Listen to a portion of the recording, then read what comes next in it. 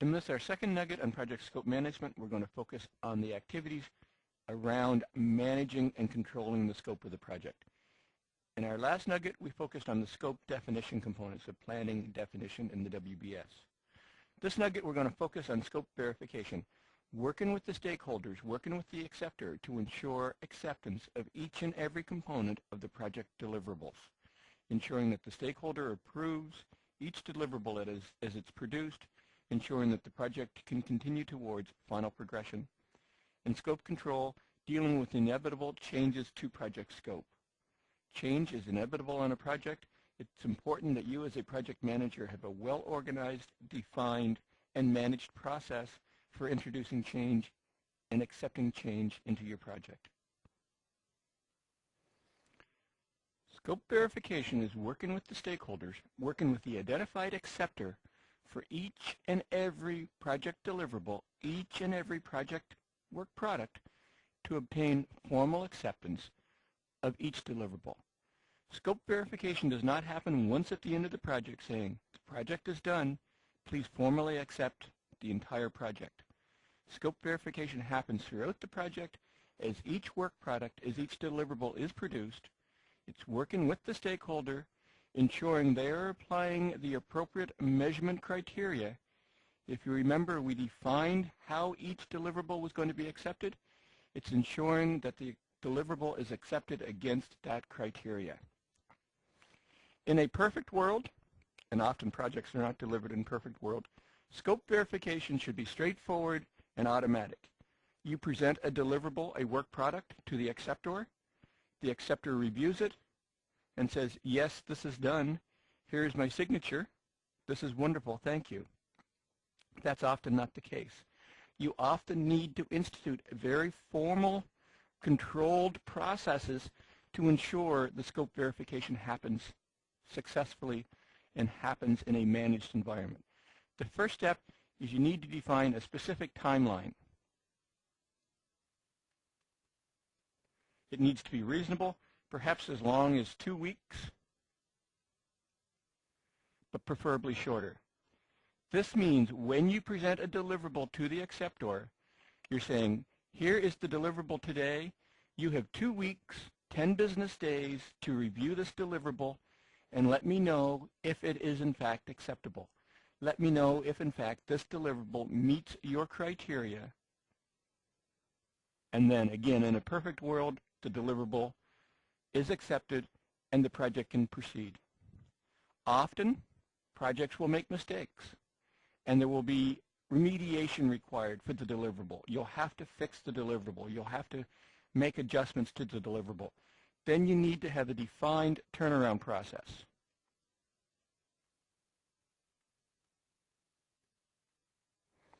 This means if the acceptor used several independent reviewers to review the deliverable, you are expecting the acceptor to deliver a single set of comments.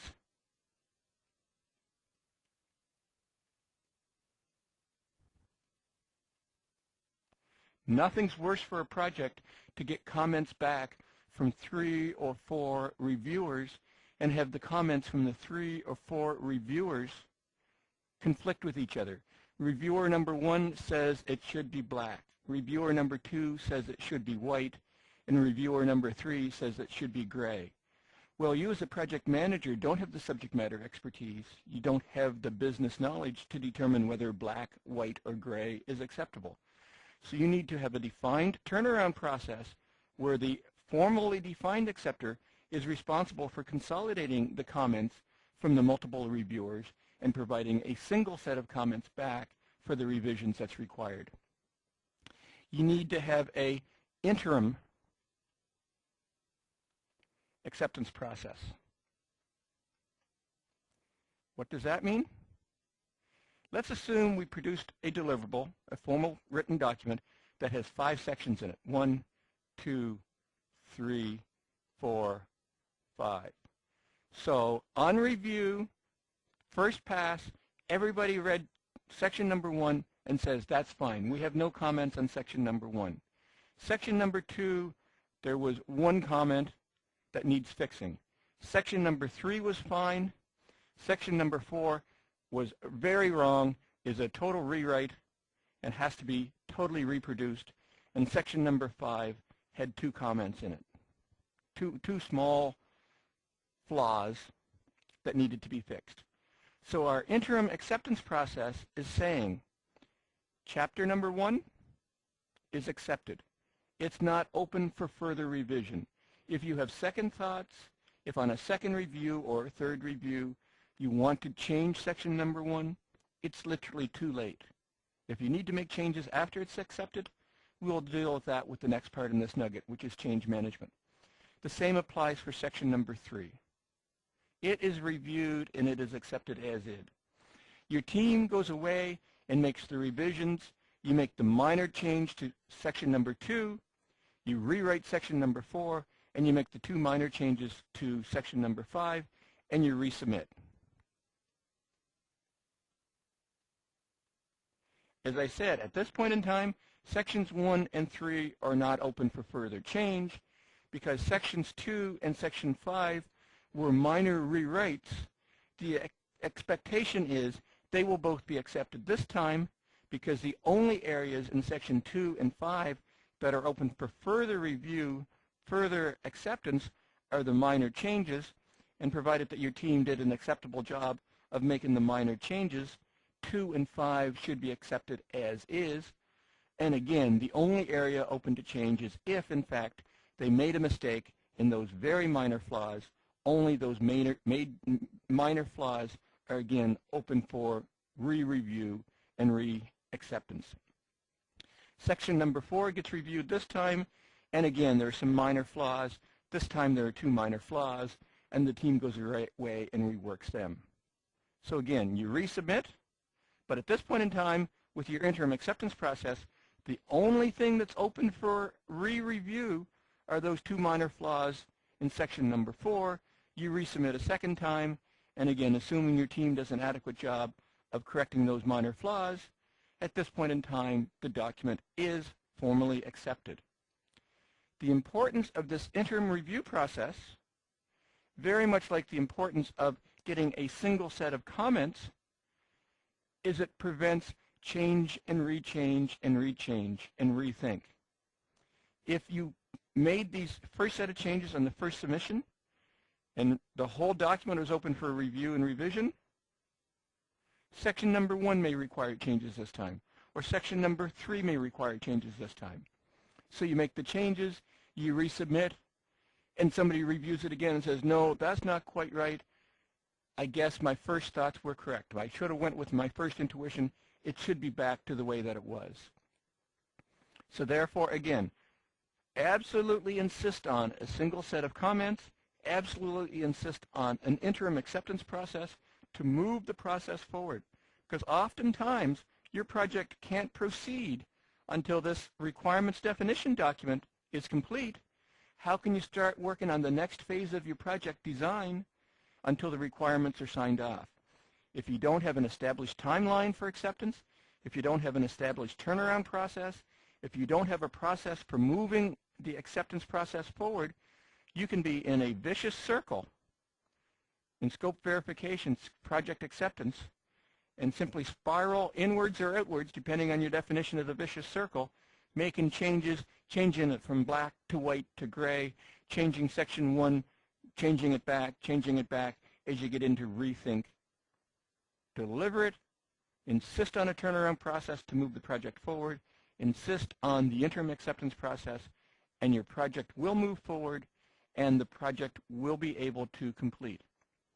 As I said, if there are changes, if once you put the interim process in place and the business wants to rethink section 1, section 3, or rethink the entire document after it's formally accepted, that's what the change process is. And that's what we'll begin to talk about now. Change is inevitable. All projects are going to encounter change. Therefore, it's important that you have an effective change control system in place for your project. Because change is inevitable, it's important that you have a process in place to manage change. What does manage change mean? During our project setup, we spent countless hours defining a well-defined, clear, unambiguous project scope, and that project scope is going to define what it is our project delivers. Because change is inevitable, we need to ensure we have a process to manage the change to the scope. Every change in the project will in fact change your project scope, so we need to have a process to manage how those changes are done, to ensure that we have a process to manage and approve changes, and we need to ensure that all change is integrated into the total project. Again, if something changes, document the change, obtain approval for the change, and then integrate it into the total project plan. That means deal with the impact to the schedule. That means deal with the impact to the dollars. That means deal with the impact to the risk. That means deal with the impact to the team. Do you need a different complement of resources? Do you need to change team members' allocations to the team? It means integrating the change into each and every aspect of the project to ensure that the inevitable change is well managed and that the inevitable change is integrated into the total project. And everyone, the stakeholders, senior management, the acceptor, is aware of the impact of making change into the project and is aware of the impact of implementing the change on the schedule and on the budget for the project. How is that done? I'll show you a few techniques for doing that. As I mentioned, you must have a formal change process in place. You must document each and every change to an accepted, defined project situation. If it's a change to the scope, if it's a change to the approved scope document, it must be documented through the change management process. If it's a change to an accepted deliverable, it must be documented through the formal change process. So what is that formal change process? To me, it's simplified down to having a project change request form, and this project change request form must be completed for each and every change. So requested change, what is the name of the change, the date of the change, and then specific justification why the business needs to change. Then the project will get the change request, and they will go through and do an analysis of the change. What impact is this change going to have? How is this impact? What do we need to do to deal with this change on the project? The results of the analysis of the change is the project impact of change. What is the impact to the scope? What is the impact to the schedule? What is the impact to the budget? What is the impact to the risk? What other project impacts are going to be in place as a result of implementing this change? And then finally, and absolutely most importantly, is a formal acceptance of the change. The business sponsor must sign this off saying, yes, I agree to this change. I authorize Steve, the project manager, to go through and implement this change, which means a change in the approved deliverables. It means a change of 3 days to the project schedule, and it means a change of $5,000 to the project budget. By formally accepting this, you have documentation that the accepted change, or that the change has been accepted, and that the change is to be implemented into the organization. So what constitutes a project change? What warrants entering the information into the project request change form? The answer is all change. But it's a more defined answer than that. It's all change to an approved, signed off project fact. Once the scope statement is produced and signed off, any changes to the project scope must be documented through the change request process. Once a deliverable, the requirements definition document, once it's complete and signed off, any changes to that deliverable must be processed through the project change management process. If you're producing a final product, a bread box, go back to our bread box example, if you're producing a bread box, and once the bread box has been through a prototype phase, and the business decides that 2 hinges on the bottom of the bread box hinge isn't enough, that they need 3 hinges, that is an approved project change. Any change to any approved, and that's the key, any change to any approved component must be documented through the change management process. This is in direct contrast to any discussion, any project involvement as part of ongoing delivery. As you're working on the requirements definition, as you're workshopping, as you're prototyping, as you're working towards the deliverable, and you institute change, you do revisions, you do enhancements, that's not change management material. That's ongoing routine project delivery. It's only once the deliverable is complete and only once the deliverable is signed off, then you institute the change management process. It's important that you understand this distinction. Change will happen daily as part of routine project delivery. You meet with the business, you conduct a workshop, you reach a conclusion, you document that in the minutes, you issue the minutes, people review the minutes and say, no, that wasn't my understanding of what we discussed, would like to make a change. That's not change request material. That's routine project work, that's routine clarification. Do not, please do not institute that as part of the change management process. Your change management log will be thousands long, and that's not where you need to be. Routine clarification, routine refinement is routine project work. Change request is only changes to approved, documented, signed off project artifacts. But if it is a change to a signed off project artifact, you must institute the change process. Why? Because you're changing an approved document. If you have signed off for the requirements definition document that in the current situation assessment you say the current flaws are A, B, and C. Therefore, these flaws will be addressed in the go-forward solution. That is what is approved. That is what's signed off. By contrast, if you have a change, somebody comes to you and says, you know what, B really isn't a flaw. B is the way the system should work. The person doing the reviewing didn't understand our true business situation. Please don't address B as a flaw. Please ensure that the B functionality is in the carry forward system. If you make that change without documenting it, if you introduce those changes without documenting it, and the final system goes into production, the final system is acceptance, and somebody recognizes that B is functioning or not function appropriately, they're going to come back and ask why this is. This is in contrast to this current situation assessment that I have documented from you that says B is a flaw, but yet you implemented B exactly like that. Why? And then, well, I seem to remember on such and such a date that you told me. No, that's not the way you need to be. If B is documented as a flaw in the requirements definition document and the business wants to change that, issue a change log that says on X date, you issued a change that says business reason for change, B is no longer a flaw, analysis of change, business impact of change, final signature. That is your approval. That is your justification. That is your audit trail that warrants, that justifies, that validates whether or not B as a flaw is included into the final system. If it's on a document, if it's been signed off, if it's approved, that's what your project is obligated to deliver.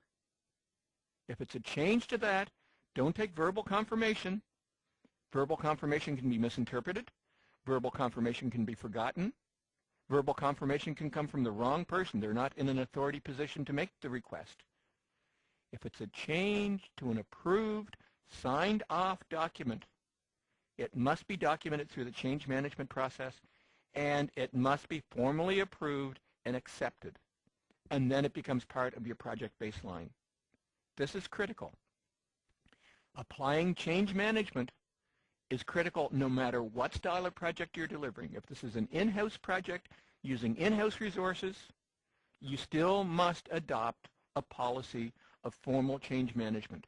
You may not be able to get final acceptance because signatures are politically inappropriate in your organization, but you still need to create an email. You'll still need to have the audit trail that says, on this date, I sent you an email, and I have it in my sent mailbox, that says, according to the discussion with X, it's been agreed that B is no longer a flaw, and therefore B's functionality should be carried forward into the final system as is. Ensure that you're documenting all changes. My preference is you document all changes in something as formal as this change request log, and that this change request log is reviewed and approved and signed off. If that's not politically acceptable in your organization, then you do it through email, then you do it through documentation on your weekly status report. But you document these changes somewhere so that as people's mind changes or people question the interpretation, you have your documentation, you have your audit trail to validate why the change, why you've taken the action on behalf of the project that you've taken. Change request form is the critical part of our overall change management. But as I'm sure you can appreciate, you're going to get a large number, dozens, hopefully less than 100, but you're going to get a large number of individual change requests. Manage them individually is going to be a challenge. You need to create a simple log that's going to allow you to say, for change request number 1, which was remove B from current situation on today's date, the status is initiated. So that you can start to manage and understand exactly what the status is, where each change request is. Because some change requests will take a period of time. It was initiated by the business today. It's going to take a period of time, maybe 2 weeks, while the team reviews it. So when you assign it to the team, you change the status from initiated to under review. So the team is reviewing it, the team is understanding the impact, the team completes their impact assessment and completes that segment of the change request form, and we present it back to the business for acceptance. So it's pending acceptance. The business is going to review it. The business is going to say, yes, I accept this change, or no, I don't accept this change, in which case the status is going to change to approved, or the status is going to change to rejected.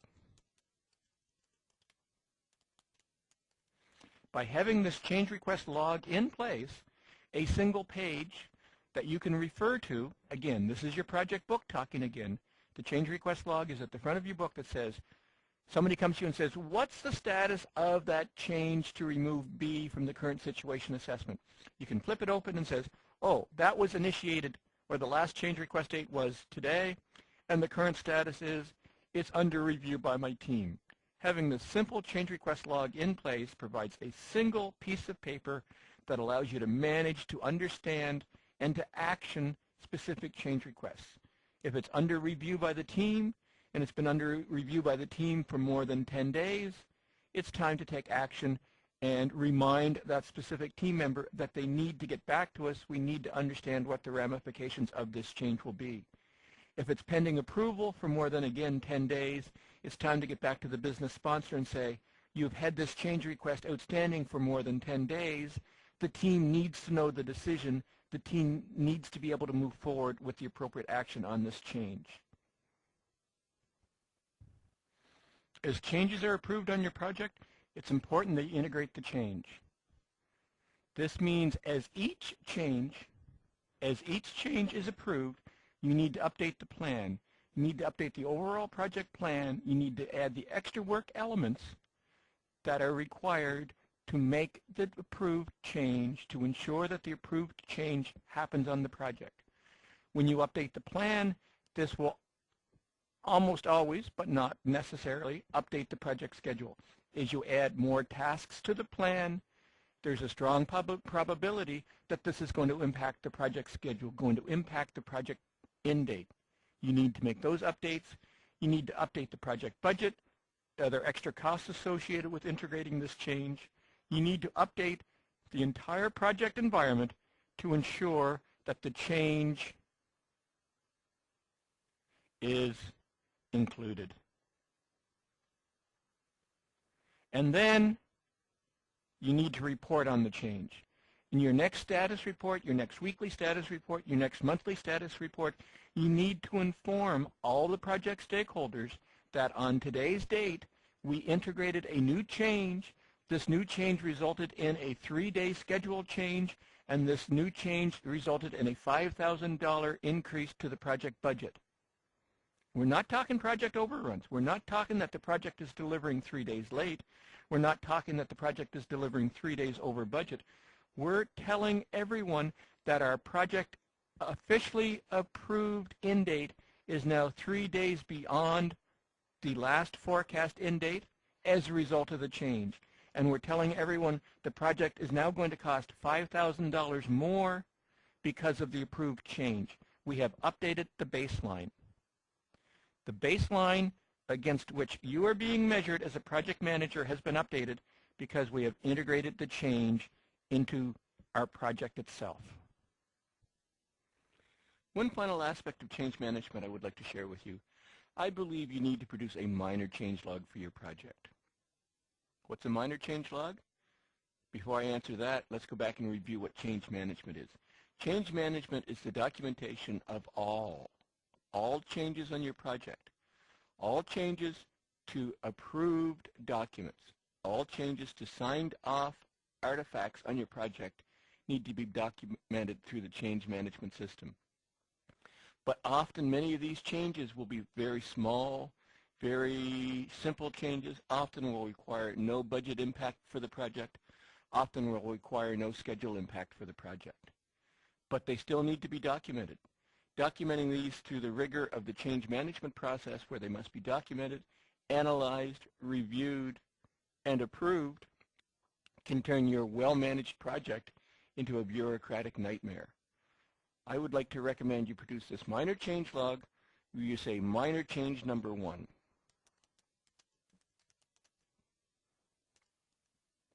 The schedule impact is 0. The budget impact is $250. That's minor change number 1. Minor change number 2 has a schedule impact of 1 day and has a budget impact of $500, for example. By documenting these on the minor change log, you've made it very simple. You haven't had to involve extra team members. You actually haven't submitted this to the business sponsor for formal acceptance. You've simply said, today, I identified minor change number 1. It was deemed to be a very minor impact, $0 or 0 schedule, $250. I identified another minor change, but you are documenting them. You are getting them out there so they are visible. Now, this minor change log must be communicated. This minor change log must be shared with the business sponsor. The business sponsor must be aware of these minor changes. I would suggest you share this minor change log with your business sponsor on a regular basis. Probably monthly is my experience. Once a month, you would consolidate all of the changes so you have total impact. This month, the total impact has been 2.5 days. And this month, the total impact has been $1,450, for example. At the end of the month, you would consolidate all of the information. Again, we have a period covered. At the end of the month, you would consolidate all of the information, and then you would send it to your business sponsor for acceptance. So you're still following the principles of change management. You're still documenting every change. You're doing the analysis, also abbreviated, on the impact of the schedule change or the change. You're consolidating these over a period of time, and you are submitting them for approval. You're simply streamlining the process because you want to ensure minor changes are documented, minor changes are reviewed without adding so much bureaucracy to your project that people sense it's mired in change management as opposed to moving forward for successful project delivery. If you implement a minor change log, you need to have the minor change log process agreed to in advance with the project sponsor. The project sponsor needs to agree that any change that has a schedule impact of less than a predetermined number of days, maybe 5 days. So any change with a schedule impact of less than 5 days, and any change with a financial impact of less than, again, a predefined number, maybe it's $1,000, will be documented on the minor change log, and the minor change log will be consolidated and presented for review as a minimum on a monthly basis, or let's say you've had a really active month and the number of changes has accumulated, that the impact of the minor change is greater than 10 days, and this is the net total impact of all of the minor changes is greater than 10 days, or the total impact of all of the minor changes is greater than $5,000, $10,000, whatever that predefined number is. So again, put together a minor change log, define the process you're going to use for the minor change log, get the agreement in advance that it can be submitted monthly or when it reaches the predefined threshold. Document all changes. Minor changes are going to the minor log. Significant changes are going to be documented through the regular process. And you have implemented a very well managed, a very well defined change process for your organization. This concludes our discussion on project scope management. In the last nugget, we talked about the activities related to scope identification and scope planning.